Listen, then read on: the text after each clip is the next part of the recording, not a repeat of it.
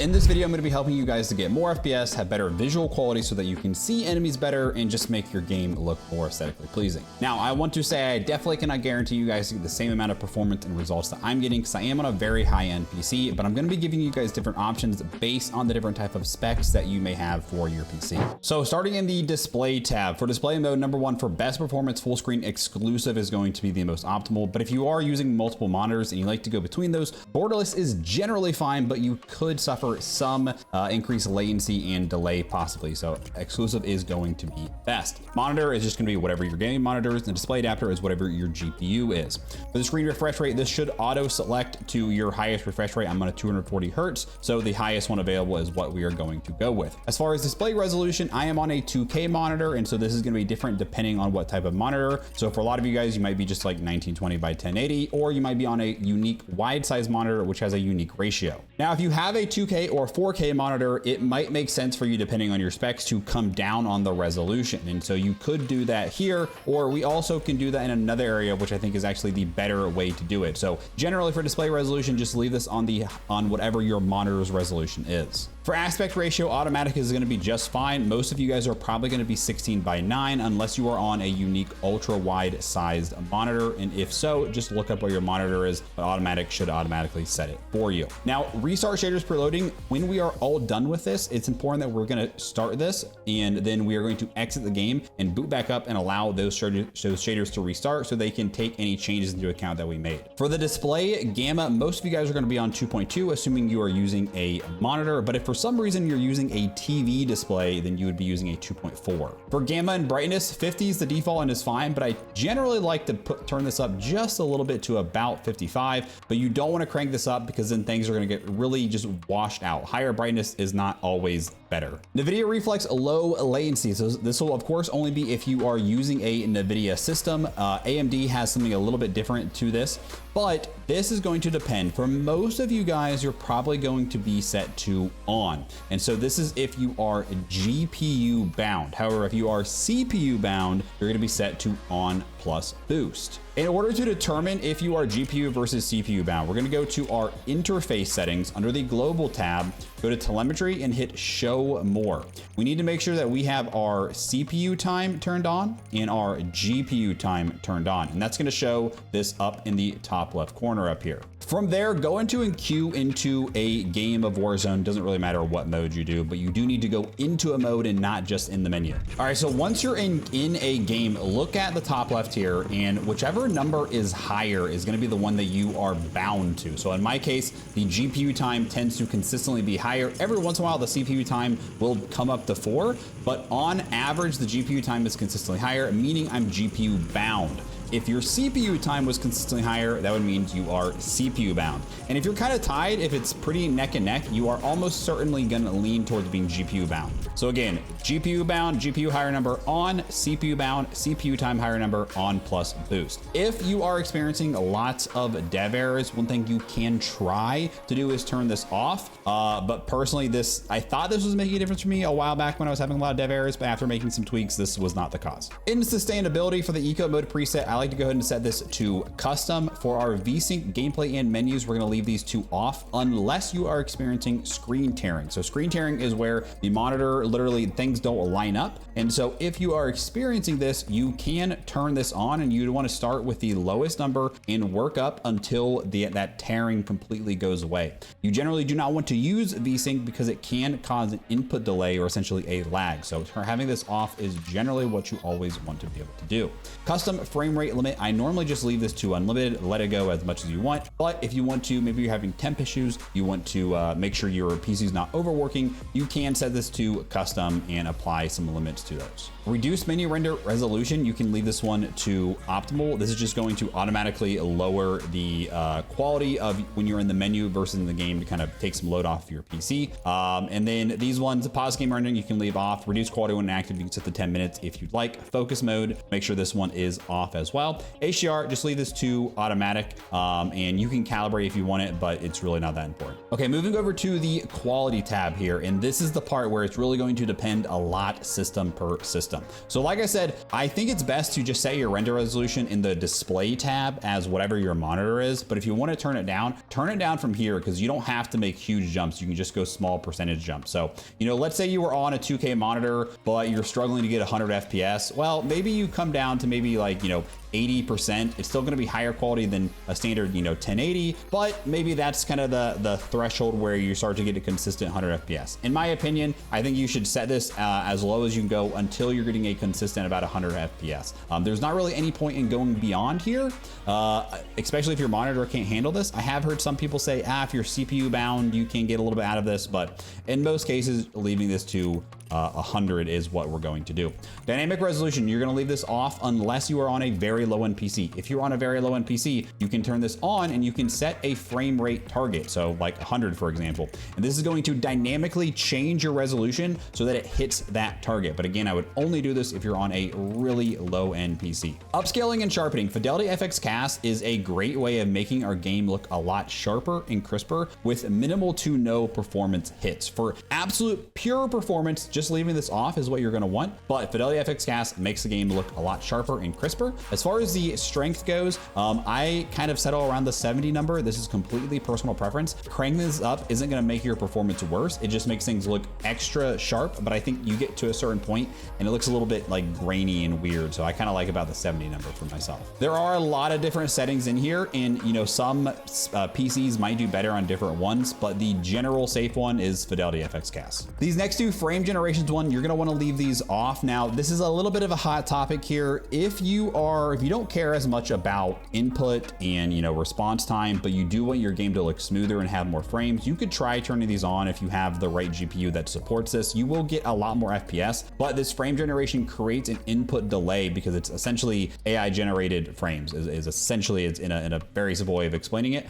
So for performance, you do not want this if you are in, you know, playing a competitive FPS game like Warzone where milliseconds matter. VRAM target scale. This one, you do need to be looking at your VRAM usage down at the bottom. Because I have a 4090, I have plenty and I don't need to really worry about this too much. If you are experiencing a lot of hitches or stuttering, turning this down some is a good idea. I personally, even if I crank this up to 90, I don't notice a difference. If I come down to 50, I don't notice much of a difference. So me personally, I'm leaving this on 70. But again, if you are limited on your VRAM usage, it might make sense to turn this down some or keep turning it down until you do not experience stutters and hitching. Variable ray shading. This is a setting I would highly recommend you turn on. What this does is it takes the edges of your screens and it slightly reduces the quality on the very edges. You really don't even notice this at all, but it actually gives you a very large performance boost in terms of your FPS. Now, moving on to details and textures. This is another area where, again, this depends a lot on your performance. It does not take a rocket scientist to know that if you just turn every single one of these settings to the lowest or off, you are generally going to get the most of an FPS. However,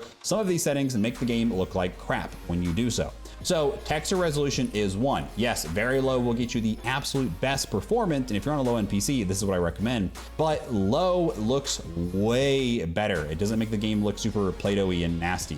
And normal looks a lot better too. I normally can get away with normal and be fine, but lately I'm just like, you know what, I was having some dev errors. And so I'm like, let's just have the most smooth game possible. And so low looks decent and you get great performance. Texture filter anisotropic, that is another one where low is best performance wise, but I do like to run this one on normal or even high because it does make the game look a lot better up close if you care about that. Depth of field, make sure this is off. It's cool for cinematics. It is not good for seeing enemies. Detail quality. This is another one where, again, low is going to be best FPS wise, but normal makes things look a lot better. Things like when you're looking at like bricks and the sides of buildings and grass, detail quality makes the game just look much more aesthetically pleasing with a very minimal effect on FPS. Particle resolution, I would recommend keeping to very low because you actually can see through explosions and stuff like that a little bit better, and it will help our FPS as well. Now, bullet impacts and persistent effects. Bullet impacts, it's not that big of a deal. It's not going to really affect FPS much. If you like to see, you know, your recoil plots, I would leave that on. Persistent effects, though, I would leave off. This is again related to explosions, kind of similar to particle resolution. Shader quality is a very important one here. So if you put shader quality, I don't know why it's not letting me open this up for some reason. If you put shader quality on the lowest one, looking at the game in like mud, grass, it looks horrible. horrible. It looks like Play-Doh. If you turn this up to medium, the game looks 10 times better. And so again, this is not gonna really help as far as seeing enemies, but if you want your game to get a lot more aesthetically pleasing, if you have a decent PC and you're okay sacrificing maybe 5 to 10 FPS at the absolute most, going up to medium is something I would recommend doing. Now, this is the big setting that I've changed, and this has helped a lot. So on-demand texture streaming. When BO6 dropped early, having this to minimal and turning this all the way down would help a lot, especially with things like packet loss. However, that would make the game look horrible at a distance, like when you're floating in, parachuting in, things like that. So if you turn this to optimized, and then we go down to the allocated texture cast size, and turning this up can make the game look way better at a distance. However, if you have bad internet, you do not want to do this. If you have bad internet and you struggle to get, decent latency, consistent connection, leave this to minimal and leave everything to as low as it goes. But if you have decent internet, you have a wired connection, turning this up, and I probably, because I have fiber, I would be probably perfectly fine to get away with 64. I don't notice a massive difference from 64 to 32. And so I'm going with 32 because it's kind of a combination between making the game look good, but also not overwhelming my internet. And then if you are limited on download space on your PC, you do need to have probably at least like maybe 30 to 40 gigs free space on your PC. You might want to consider turning your download limits on, and you can limit how much it's going to download per day. Now, this isn't going to keep downloading 10 gigs every single day. It will, replace that cache. But because I have plenty of space on mine, I don't worry about that personally. And then local texture streaming quality. Again, this is another one I'd probably say sticking to low is going to be better. I don't notice a huge difference here personally. Shadow and lighting. So if you turn, the shadow quality is very big for FPS. However, when you put it to very low, the shadows look so blocky and just ugly and horrible. And so I normally go up to low. It's a small sacrifice of FPS, but it does make the game look significantly better. After that though, all of these other ones we're going to keep to off and low, because generally these are all settings that they don't really help much with player visibility, but they do help a lot in terms of performance. And then lastly, in the environment tab we are going to keep all of these ones off or low. Again, this is, some subtle stuff that can make the game a little bit cooler, but I don't notice a huge difference here, but performance wise, you definitely will notice a difference. Now going over to the view tab, and this is where field of view comes in. Very, very important setting. Now, as far as it comes to performance, actually the lower your FOV is, the better performance you will get, but you definitely do not want to sacrifice playing on 60 FOV. So if you are really struggling from a performance standpoint, coming down to maybe, between 100 and 110 might help a little bit. However, most of the time I am going to recommend playing on the max 120 field of view. And the difference here is that you're going to have a much more wider field of view, and you can see more of your periphery. However, enemies do appear smaller compared, if we were to turn this down, and just for example, I'll go all the way to 60, you're going to see enemies now, they look much closer. The downside to this though is that it feels like I have way more recoil as well, because I am closer to my screen. But when I'm back at 120, my recoil seems like it is a lot less. And again, that's because we are farther back from that gun. It's like using a high zoom optic versus a low zoom optic. You will also feel like you move around much faster the higher your field of view is. And so generally, as far as this goes, I think between 110 and 120 is ideal for most players. But if you struggle to see people at a distance, coming down to maybe 100 or so is perfectly fine as well. And if you want a kind of little bit of an in-between, you can do independent. What this does is your wide field of view, whatever you have it set to, but when you aim, you zoom in a lot more. So some people do like that. I'm not a big fan of it personally, but that is an option to do. After that, weapon field of view, we're going to set that to wide. Third person, not that we do this much, but you can put this to 90. Vehicle as well, wide, again, just lets you see a little bit more around your periphery. And then for your camera settings here, make sure both of our motion blurs are set to off. The camera movements are set to least. And then the only other thing that kind of matters here is if you want, you can do the inverted flashbang option, so it's black instead of white. Just to really quickly go over my audio settings, I do use Art is War's custom EQ. So if you are interested in that, it is a custom EQ set up for PC only. With that, I play with headphone bass cut, but I wouldn't do this if you are playing with a normal EQ system. If you are interested in this, look up Art is War on YouTube. All right, now into the interface settings here. We already covered some of this in the telemetry. This is all personal preference, but I do like to have things like my FPS, latency, packet loss, and my GPU temp on. Otherwise, it's just totally personal preference if you want some of those other things on. In readability here, you can put subtitles on or off, totally personal preference, but I would recommend going down to color customization, and I use a custom color palette. I actually have my enemies changed to like a pinkish purplish over here. I just think it's a little bit more easier to see. It stands out a little bit better for me compared to the red. You also can go in here, you can change squad members, you can do lots of different things here, but under the color filter settings, I would recommend going to filter 2 and then set this to both for the target and the intensity is both to 100. This is just going to make your game pop a little bit more from a color standpoint. Now under gameplay HUD, so one thing that you can do is adjust your HUD bounds, and so I have mine brought in just a little bit so that my minimap isn't all the way up in the corner. That way I don't have to look so far away from my screen to be able to see it. Make sure your map is set to square. You'll actually be able to see more. Rotation is on. Radar, leave that off. Your compass type set to horizontal. That's the thing up top so that you can see like the 190 degrees, things like that. Map assist is a newer setting. I think auto center is perfectly fine when you open it up.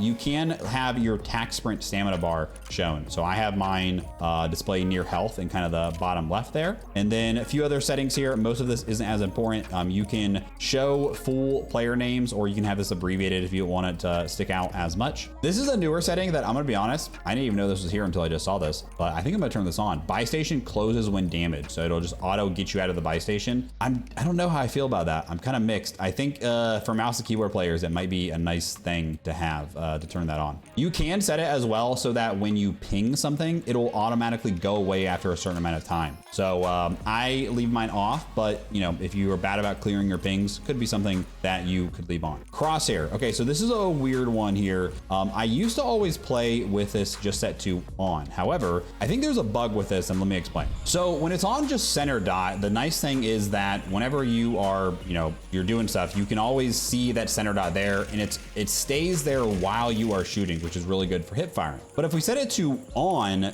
we now get the kind of crosshairs on the side, which goes away when you move. Not a big deal. The problem is when you start shooting, the center dot goes away. So it's a little bit harder to visualize where you are hip firing versus just having that center dot only. I think is just a lot easier to see what you're shooting at. And then so on top of that, I do like to have the center dot scale set to larger, a little bit easier to see so that you can focus on your centering. And then I have my crosshair color set to this kind of light green color, but whatever sticks out to you, I think is a great idea. Usually it's like a green or light blue, maybe like the pink or purple are good options. I like to have my hit marker visuals and damage-based hit markers on. So this is just, it shows you the difference when you're like getting kills versus when you're getting headshots.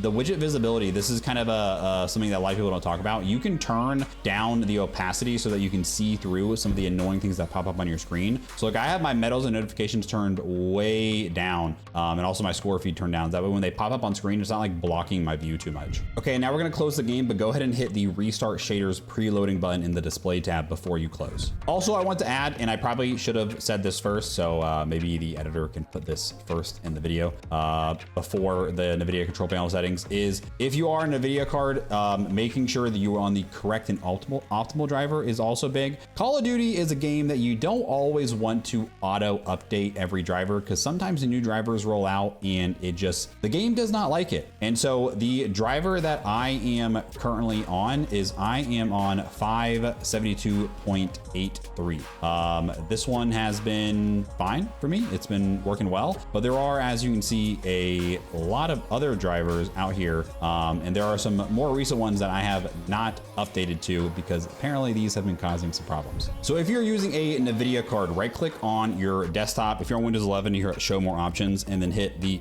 NVIDIA control panel button. So from here in our manage 3D settings here, you can do this globally where it affects your entire PC, or you can do it just on programs. And so you could search for the Call of Duty. Let's see if I can find it here. That's MW2, but you get the idea. You can search for Call of Duty and you can put it in so that it only affects Call of Duty, but I normally just do this globally. So I'm not gonna explain every single one of these settings. I'm just gonna go ahead and scroll through. Feel free to pause the video so that you can see. This is not going to be, there are times where some of this might change PC to PC, system to system, but in general, this is a pretty good idea of where you wanna be with these settings. Next, go down to change resolution and just make sure for your monitor. So I have 2 monitors on this PC. Make sure it is set to the PC for the resolution, not to the Ultra HD or those. Make sure it's on PC. Whatever the highest resolution is generally what you're going to want. Make sure it is also set to the highest refresh rate. So a lot of people, they get a nice new monitor and it's been on 60 the whole time, even though it's like a 240. So make sure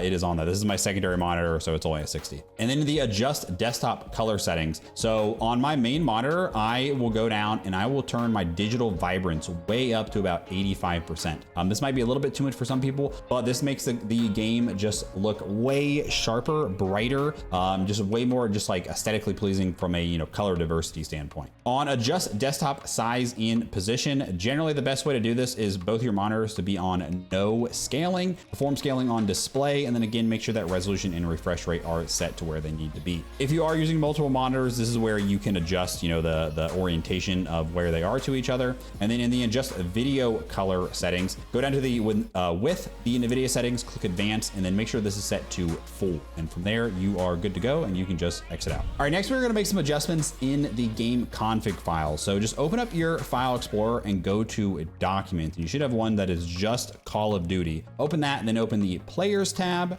Then from here, you're gonna have a few different things and you might have a lot more than me if you have other COD games downloaded, but we're gonna be looking for the one that is the COD 24. It's s.1.0.cod24. That is gonna be BO6 Warzone essentially, or BO6 COD.